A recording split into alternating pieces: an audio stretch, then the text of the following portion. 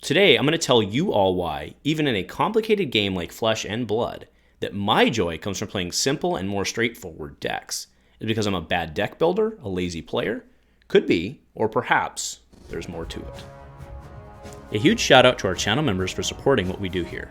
If you want to get involved with the channel and the Dice Commando community, please consider joining as a channel member. Remember, these videos are only possible with your support. You can show that support with a like, a subscribe, and by leaving us a comment and sharing your feedback. Community first, and go Commando. Hello everyone, and welcome to Dice Commando and Go Again, a fabulous cast. Today I'm explaining why in our day-to-day events I enjoy playing more straightforward and quote simple end quote decks. Why? Because it allows me to focus on playing the player and not my deck. The holidays are over, but before you know it, Valentine's Day will be here, and you might have to find gifts for, I know it, even those non-gamers in your life. And that's why today's, yes, 100% unpaid sponsor is none other than my sister. Created by Kristen Marie, offers handcrafted knits, prints, wearables, and trinkets for all the live, laugh lovers in your life. And let's look at this baby blanket, fam. It's lined with something called Snuggle Flannel. I don't care how hard you think you are, you know in your soul you want to be wearing Snuggle Flannel right now. And the best part, they're all handmade by none other than Kristen herself, right here in the middle of the heart of the US of A. Snuggle Flannel? Heck yes. You know who else wraps himself up in Snuggle Flannel? All the ice control players casually slinging frostbites that's all from up high, all snuggled up in their jammy jams. But I jest.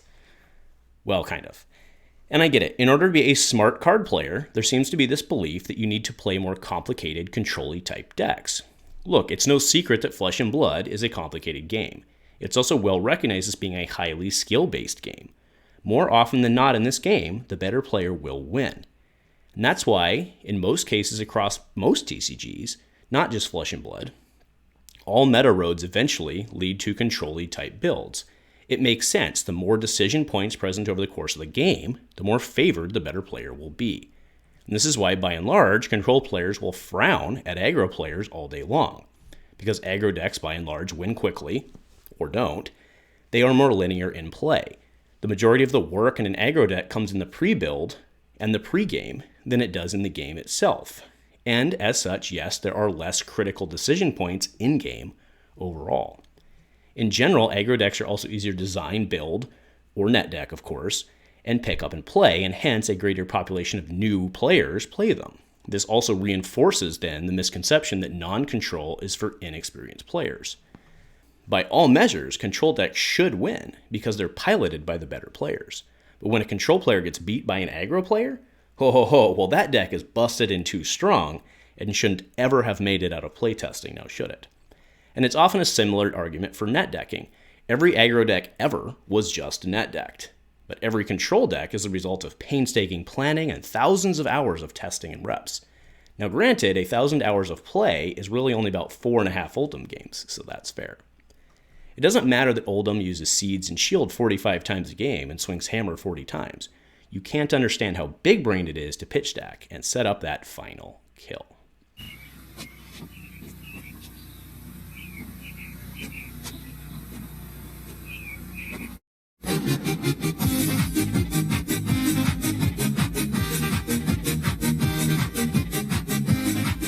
Okay, folks, all jokes aside, we do love our big brain control players. We do, even if that feeling isn't necessarily returned. But let's get to it here.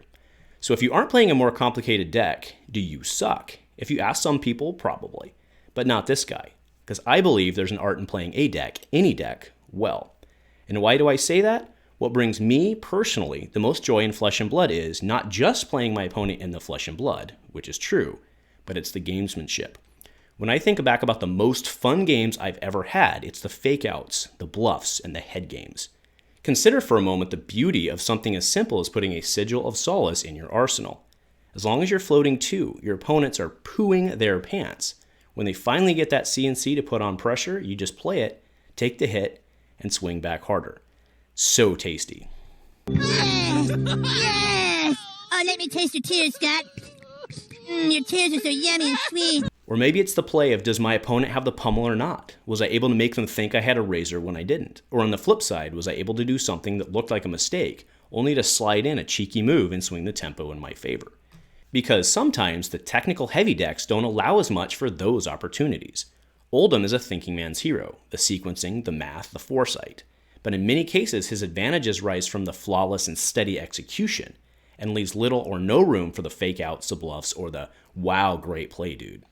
It's just rinse, wash, repeat, end game. Wizard Kano is extremely complicated and big-brained without a doubt, but in many cases, either he has it or he doesn't. As a Kano player, you either succeed or you don't. It's more about executing your deck flawlessly than it is playing the opponent. And in both of those cases, there's absolutely no problem with that. Absolutely no problem. I have a huge amount of respect for the player that can flawlessly execute 90 Crown of Seeds plays a game, perfectly stacking for the win. I respect the mental fortitude. But it's not what brings me personally joy in gaming. It doesn't allow me to push into poker-type territory while playing. I enjoy playing my opponent, the game within the game, sometimes within the game. And for me, I'm perfectly happy playing my boring, simple, and linear pump, swing, react warrior deck, or my Anathos pummel build, or my Draconic Phi deck. Because playing, executing those decks to the best of my ability is what brings me joy, and the quote, simplicity, end quote, helps me maximize my skill as a player. And maybe the fact that I prefer straightforward decks does make me a bad player, but I'll accept that and join my teammates and friends McMinimans for some post-tourney casual play. Hopefully I'll see you there, and we can all go home happy. Go Commando.